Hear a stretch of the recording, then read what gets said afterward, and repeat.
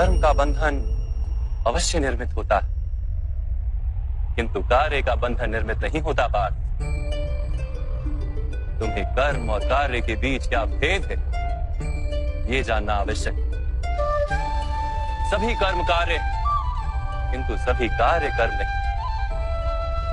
कर्म उस कार्य को कहते हैं जिसके साथ फल की आशा जुड़ी। मनुष्य जब भी सुख की, संपत्ति की, प्रशंसा की आशा रखकर कोई कार्य करता है तो वो उस कार्य के फल से बंध जाता है। जब किसी कर्म को फल की आशा से किया जाए तो उसे सकाम कर्मयोग कहते हैं, और जब किसी कर्म को बिना किसी फल की आशा से किया जाए तो उसे निष्काम कर्मयोग कहते हैं।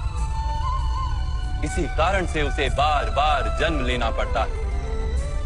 वास्तव में मनुष्य को कोई कर्म नहीं बांधता, कर्म से जुड़ी आशाएं उसे बांधती।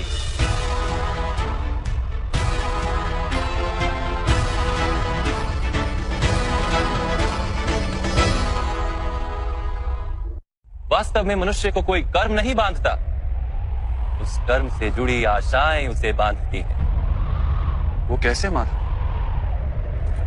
यदि इस युद्ध में तुम्हें विजय होने की आशा है तो पराजित होने पर तुम्हें भीषण दुख होगा, और वो दुख तुमसे कोई अन्य कार्य करवाएगा जिसके लिए तुम्हें दूसरा जन्म लेना पड़ेगा। और यदि तुम विजयी हुए तो तुम्हारा अहंकार बढ़ेगा, और वो अहंकार तुम्हें विश्व विजय के लिए प्रेरित करेगा, तुमसे हत्याएं करवाएगा और उसका पाप तुम्हें बांधेगा। विचार करो, यदि तुम्हें इस युद्ध में ना विजय का मोह और ना पराजय का भय, तो इस युद्ध के अंत में तुम्हें सुख प्राप्त होगा या दुख प्राप्त होगा?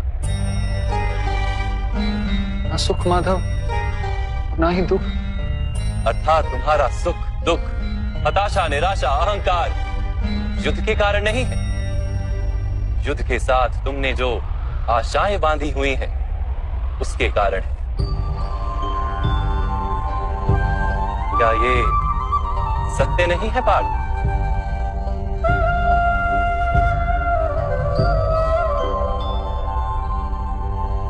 सुख दुखे समे कृत्वा लाभा लाभो जया जयो ततो युद्धाय युज्यस्व नैवं पाप मवाप्स्यसि।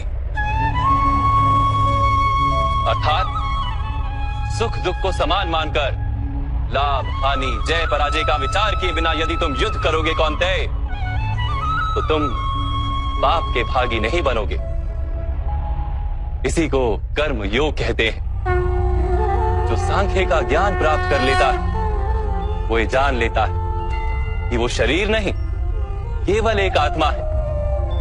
शरीर के भोग और अनुभव तो केवल मृत्यु तक है, अर्थात वास्तविक नहीं, केवल माया है।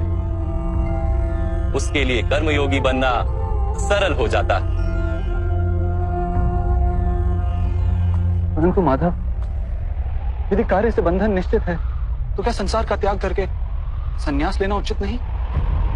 इसी विचार का परिणाम है कि आज ये युद्ध हो रहा है पार्थ।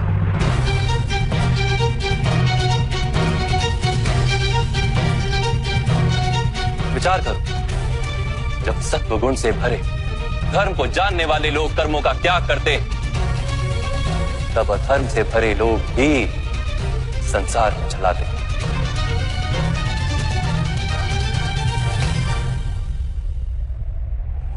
यदि महामहिम ने संसार का त्याग न किया होता तो आज अधर्म इतना बढ़ता ही नहीं।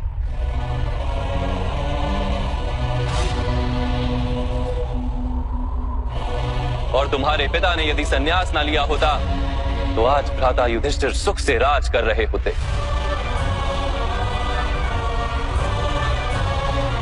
और अपनी प्रजा को न्याय और धर्म का ज्ञान दे रहे होते।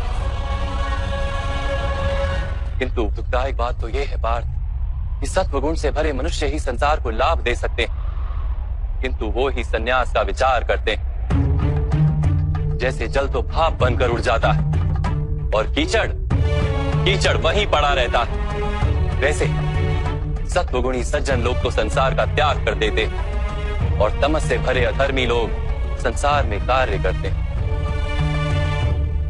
इसी कारण से संसार में पाप और अधर्म बढ़ता है।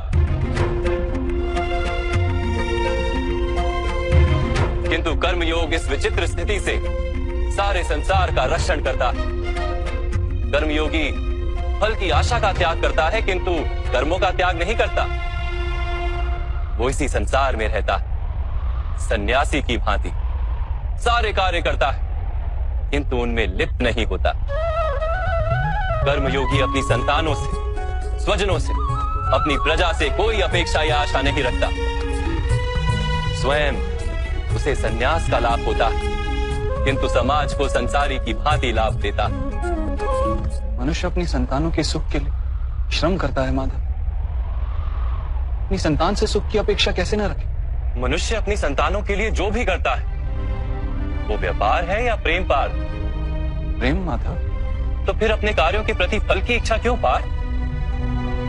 भविष्य का लाभ तो व्यापार में देखा जाता है, प्रेम में नहीं। जो मनुष्य अपनी संतानों का चरित्र निर्माण उचित रूप से करता है, संतानों को प्रेम और धर्म के संस्कार देता है, उसकी संतानें भी मनुष्य को प्रेम और सुरक्षा अवश्य देती। संतानों के कर्म, स्वजनों के व्यवहार उनके कर्म है पार। और जब उनके कर्मों पर हमारा कोई अधिकार नहीं होता तो उनसे आशाएं और अपेक्षाएं रखने का क्या प्रयोजन? यदि गहन विचार करोगे पार्थ तो शीघ्र ही ये जान लोगे कि जीवन में ऐसा कोई कार्य नहीं है जिसके साथ आशाएं और अपेक्षाएं जोड़ना अनिवार्य हो। जब सृष्टि ही परमात्मा है और मनुष्य स्वयं परमात्मा का अंश है तो सारे कार्य परमात्मा ही करते, मनुष्य स्वयं कुछ नहीं करता। यही कर्मयोग का मूल सिद्धांत है पार्थ।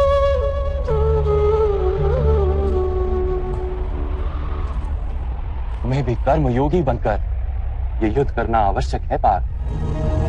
त्रिगुण्या विश्या वेदा निस्त्रिगुण्यो भवार्जुना निर्द्वंद्वो नित्य सत्वस्थो निर्योग क्षेम आत्मवान।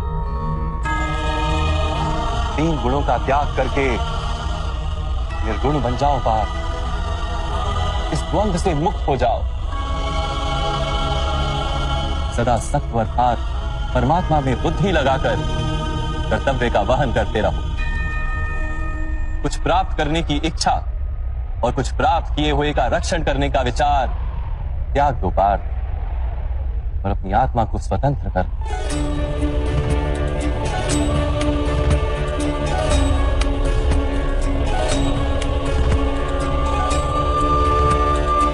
स्मरण रहे पार्थ, कर्मण्यवाधिकारस्ते मा फलेषु कदाचन मा कर्मफल हेतुर्भु माते संगोस्त्व कर्मणि। तुम्हारा अधिकार तो केवल कर्म करने का है, फल तो ईश्वर के हाथ में। इसलिए ना कर्म से भागना उचित है और ना ही कर्म के फल की आशा रखना उचित है।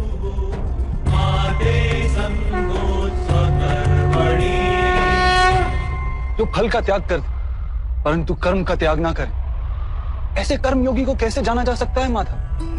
विश्वाविनिवर्तन्ते निरहारस्य देहिनः रसवर्जम रसोप्यस्य परम दृष्ट्वा निवर्तते।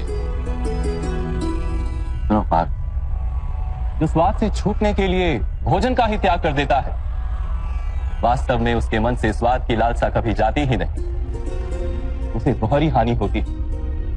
एक तो वो निर्बल हो जाता है, जिसके कारण परमात्मा को प्राप्त करने का जो प्रयत्न अनिवार्य है उसे वो नहीं कर पाता।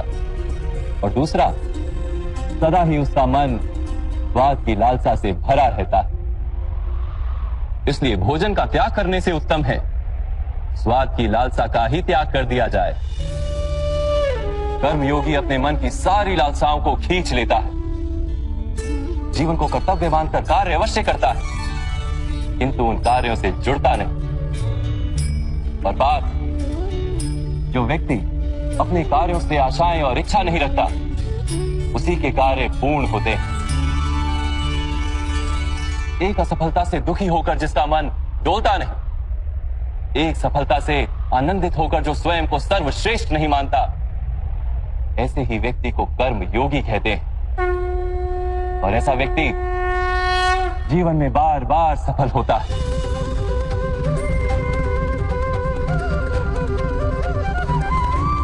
अध्यायतो विषयान पुंसः संगस्तेषु पजायते संगात संजायते कामा कामात् क्रोधोऽभिजायते क्रोधात् भवति सम्मोहः सम्मोहात् स्मृति विभ्रमः स्मृति भ्रंशात् बुद्धिनाशो बुद्धिनाशात् प्रणश्यति। फल की आशा से कामना प्रकट होती है और कामना का तो स्वभाव है असंतुष्ट रहना। असंतोष से क्रोध उत्पन्न होता है और क्रोध से मोह जन्मता है। मोह के कारण व्यक्ति आचार और व्यवहार का ज्ञान ही भूल जाता है। ज्ञान के जाने से बुद्धि चली जाती है, अनुचित प्रकार के कार्य होने लगते हैं और समाज ऐसे व्यक्ति का शत्रु बन जाता है और अंत में ऐसे मनुष्य पूर्णतः पतन हो जाता है।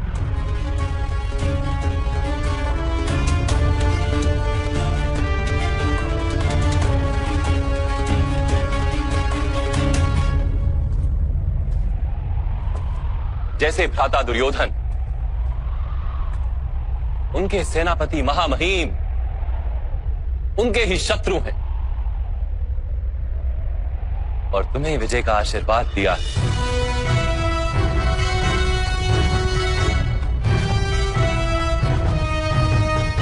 पार्थ, कर्मयोग ब्रह्म विद्या का दूसरा चरण है। परमात्मा में अपनी बुद्धि स्थिर करो, स्वयं को आत्मा जानो, मिथ्या बंधनों से मुक्त हो जाओ और फल की आशा का त्याग करके केवल कर्म करते रहो।